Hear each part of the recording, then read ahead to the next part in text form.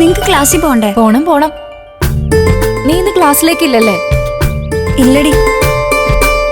ഞാൻ ക്ലാസ്സിൽ കയറിയാ നിങ്ങൾക്ക് വൈകുന്നേരം പാർട്ടി വരുന്ന എങ്ങനെയാ? അതിനുവേണ്ട കാര്യങ്ങളൊക്കെ ഒരുക്കണ്ടേ? എന്നാ നീ ക്ലാസ്സിൽ കയറണ്ട, ഞങ്ങള് പൊയ്ക്കോളാം. വൈകുന്നേരം കണ്ടാ മതി. കൊതിപ്പിച്ചിട്ട് മുങ്ങി കളയല്ലേ മോളെ. മഞ്ചാടി എന്തെങ്കിലും പറഞ്ഞ വാക്ക് പാലിക്കാതിരുന്നിട്ടുണ്ടോ മക്കളെ?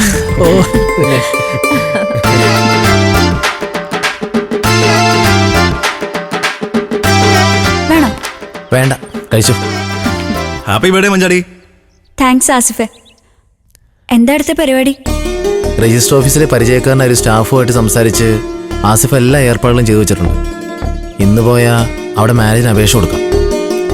താങ്ക്സ് ആസിഫെ. അവിടുത്തെ ഫോർമാലിറ്റീസ് ഒക്കെ ജീവൻ പറഞ്ഞാണല്ലോ. ആ, അതൊക്കെ പറഞ്ഞിട്ടുണ്ട്. റിസ്ക് എടുക്കാതെ എന്തെങ്കിലും നേടാൻ കഴിയും ആസിഫെ. റിസ്ക് എടുത്താൽ എന്ത് നേടാം, പക്ഷേ ആലോചന ഇല്ലാതെ ഒന്നും ചെയ്യാൻ പറ്റില്ല. ഞാൻ നന്നായിട്ട് ആലോചിച്ചിട്ട് തന്നെ ആസിഫെ.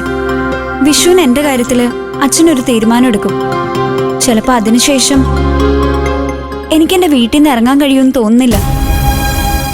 അപ്പൊ എന്ത് ചെയ്യും? ഇന്ന് അപേക്ഷ കൊടുത്താലും 30 ദിവസം കഴിഞ്ഞ് മറയെ രജിസ്റ്റർ ചെയ്യാൻ പറ്റും. നമുക്ക് അപേക്ഷ കൊടുത്തിടാം.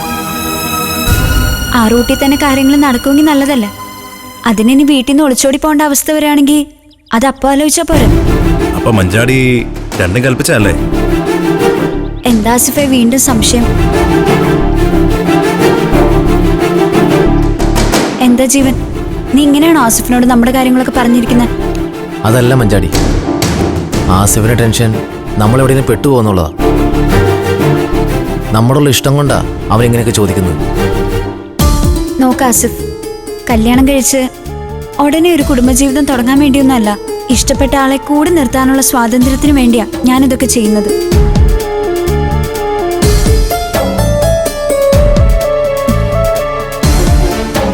ഞങ്ങൾക്ക് മുന്നോട്ട് പോകാൻ എനിക്ക് ജീവനും ഞാനും വേണം. പക്ഷെ ഞങ്ങളെ ഒരുമിച്ച് പോകാൻ എന്റെ വീട്ടുകാർ സമ്മതിക്കില്ലെന്ന് ഉറപ്പാ. ആ പ്രതിസന്ധി മറികടക്കാൻ വേണ്ടി മാത്രമാ ഞങ്ങൾ ഇങ്ങനെ ഒരു മാർഗം സ്വീകരിക്കുന്നത്. എന്താ ജീവൻ, നിനക്ക് പേടിയുണ്ടോ? മാറി ചിന്തിക്കാൻ തോന്നുന്നുണ്ടോ? ഉണ്ടെങ്കിൽ ഇപ്പൊ പറയണം. ഈ നിമിഷം ഇവിടെ വെച്ച് നമുക്ക് രണ്ടു വഴിക്ക് അങ്ങ് പോവാ ജീവൻ. ഇനി ഒരിക്കലും കണ്ടുമുട്ടാത്ത വിധം പിരിയാം. എന്താ, അങ്ങനെ ചെയ്യണോ? ഏയ്, ഇതെന്തിനാ നീ ഇങ്ങനെയൊക്കെ പറയുന്നേ? നമ്മളെല്ലാം തീരുമാനിച്ചതല്ലേ? നമ്മളിപ്പോൾ തന്നെ രജിസ്റ്റർ ഓഫീസിലേക്ക് പോകുന്നു, അതിനൊരു മാറ്റവും ഇല്ല. അതുപോലെ ആസിഫേ, നീ വണ്ടി എടുക്കും. ഓക്കേടാ, നമുക്ക് പോവാം.